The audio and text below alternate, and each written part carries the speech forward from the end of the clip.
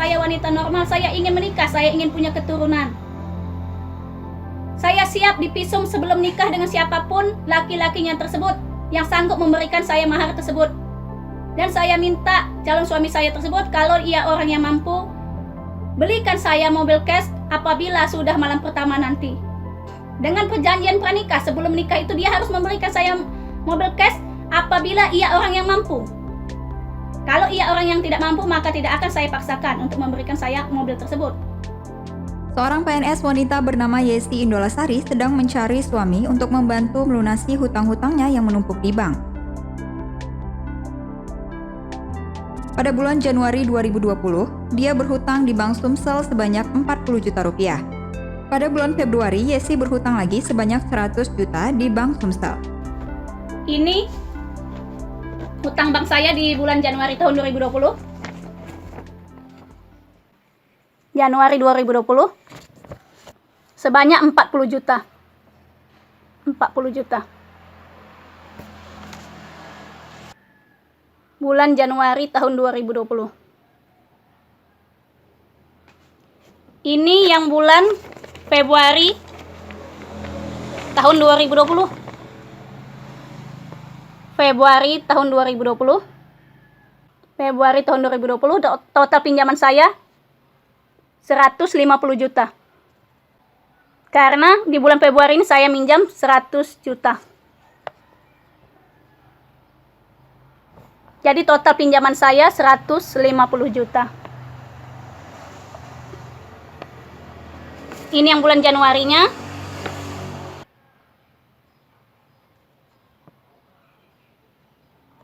Januari 2020 40 juta. Ini yang bulan Februarinya.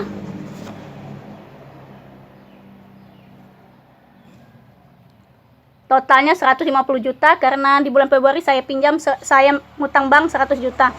Dengan nama peminjam nama saya Yesi Indolasari.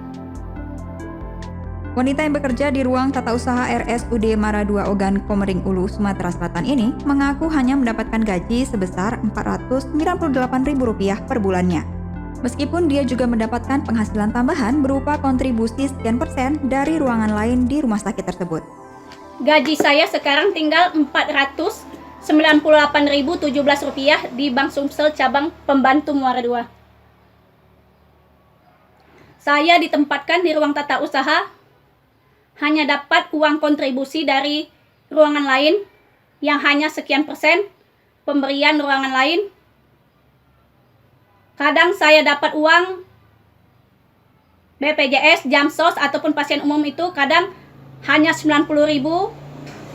Itu bukan per bulan dapatnya. Kapan dibagikan?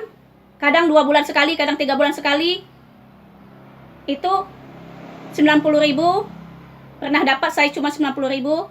Pernah dapat cuma 113.000. Pernah dapat cuma 117.000.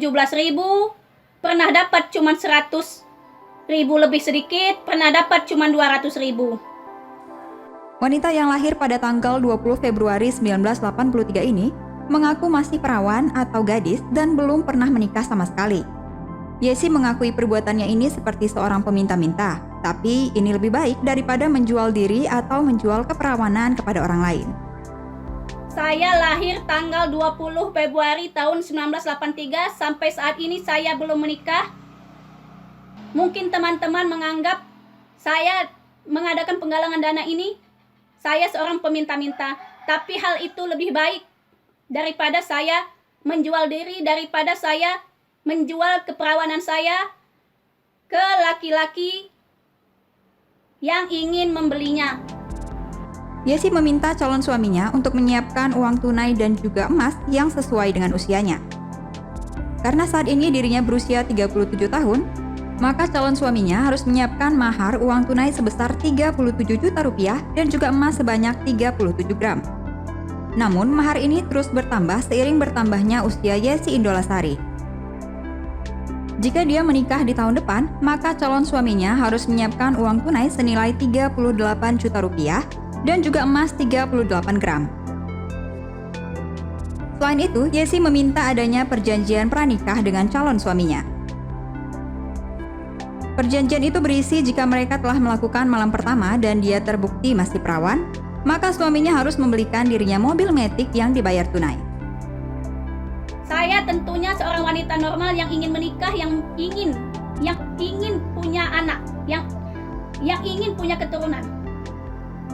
Saat ini usia saya 37 tahun, di tanggal 20 Februari tahun 2020 ini tadi, saya 37 tahun. Saya ingin mencari jodoh, saya ingin mencari calon suami yang siap memberikan saya mahar, uang sebanyak usia saya. Apabila saya menikah usianya 37 tahun ini, berarti uangnya 37 juta maharnya dan emasnya 37 gram. Apabila saya menikah lebih dari usia saya tahun depan, berarti uangnya 38 juta dan emasnya 38 gram. 38 gram itu hanya berapa suku? Hanya beberapa suku. Tidak sampai puluhan suku. Apabila suami saya redo dan ikhlas memberikan saya mahar yang lain, maka saya ingin meminta mahar dibelikan saya mobil cash selain mahar saya yang tadi tersebut.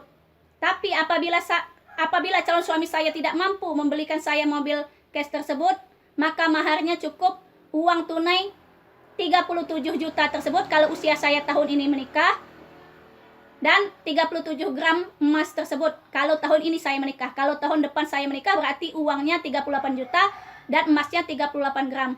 Tapi saya minta ada perjanjian pranikah dengan calon suami saya tersebut, dengan calon suami saya tersebut, bahwa setelah malam pertama,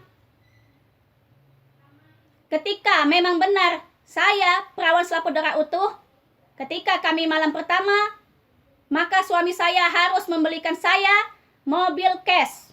Kalau ia tidak sanggup membelikan saya mobil cash pada saat mahar, saya minta dibelikan mobil cash.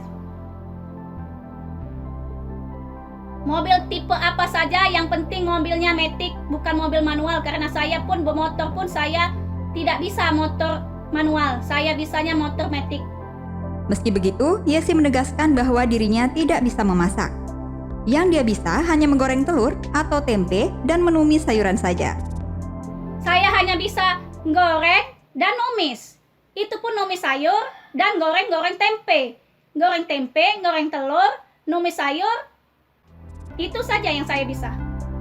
Unggahan Yesi ini pun mendapatkan beragam komentar dari netizen. Banyak yang mempertanyakan, dipergunakan untuk apa uang 140 juta rupiah yang dipinjam oleh Yesi?